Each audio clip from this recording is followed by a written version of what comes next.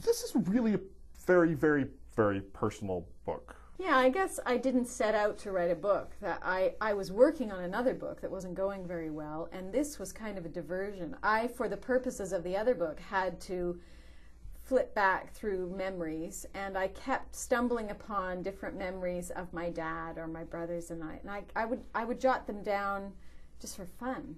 And they came out really easily, and I found myself laughing out loud sometimes when I was writing. And so it was just a fun diversion at first. And then I cobbled together, they came out sort of as vignettes, and I cobbled together, I don't know, maybe 20 pages, 30 pages of those, and thought, well, I wonder if this would be an interesting piece for a magazine. And I queried a few places, no one was interested, but I sent it to my dad, and I immediately had a title. Confessions of a Fairy's Daughter, I think, came maybe before I had a sense that it was a cohesive piece. And I sent it to my dad with that title and said, what do you think? And he wrote back saying, well, I think it's very well written, but I read it with mixed feelings because it was tough reading about your side of things. He didn't really know how hard it was for us then. We didn't talk to him about that. And he's, it's tough when your private life and your sex life is made public. So, but he said he thought it was a great piece and that he, if I wanted it, I had his blessing to publish it. But it didn't go anywhere.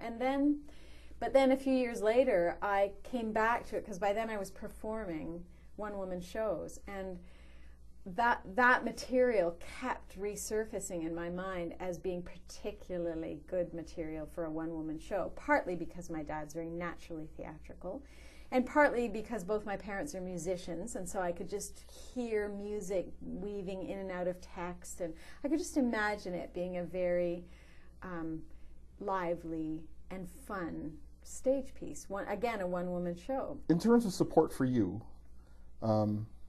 you ended up kind of bonding with a friend whose parents were having their own rocky situation, and that seemed to, it was a secret you kept for each other, and that seemed to have gotten you through. Yeah, I think just having one person that you can cling to it's enough. Well, it's all I had, so you just get through with what you have. But it was such a relief to be able to tell even one person. And then how interesting that she turned around she said, well, you think that's bad. Let me tell you what I'm going through. My dad's been having an affair for the last 12 years, and he even has a child with someone I'm not supposed to know about. And I was shocked. I mean, it was a relief. That Schadenfreude or whatever you can name it. But it was because until then, because children of gay parents in that era, if our parents came out, meant we went in to the closet, because then we were the holders of the secret. And we couldn't be out in our environment. My dad could be out in Toronto and to an extent at Trent University. But I, at a high school in Peterborough, Ontario, no. There was no casually talking about my dad and my boyfriend and his boyfriend, no. So that's what happens, is then the child goes into the closet, and living in the closet is an agonizing existence. You could have had Richard Monette as a stepdad.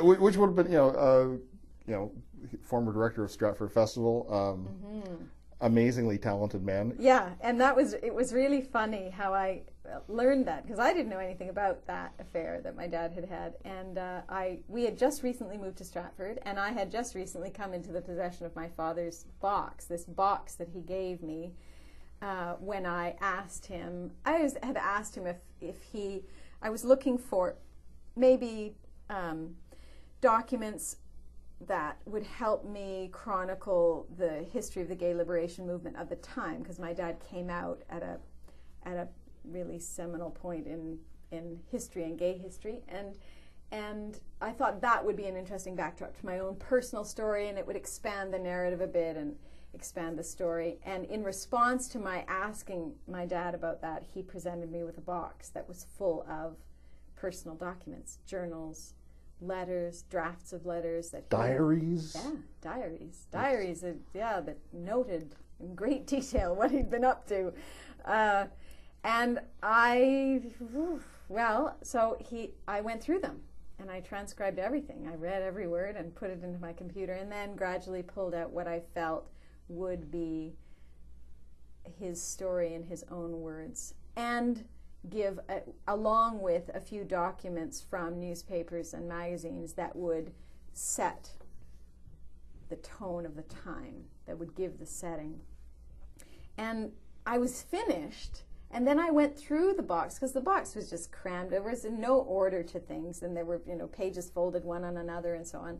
So the first job was just to sort of organize it and put it in chronological order, and then figure out what had value and what didn't. And then I was going through it one last time, and I found this little blue exercise book, those ones we used to get at elementary school, and I thought, oh, this is funny. I don't know that I've looked through this. And I opened it up, and the first thing was this whole affair that he'd had with Richard Manette. And so I delved into that, and then had to come up for air at one point. I thought, oh, I'm going to take the dog for a walk. I just have to get some fresh air. So I went for a walk, and we just moved to Stratford, and we live right around the corner from the Festival Theatre. So I walked down my normal walk with my dog, and I walked down to the edge of the park, and then turned in and looked up, and there was Richard Manette Way. My dad took that street.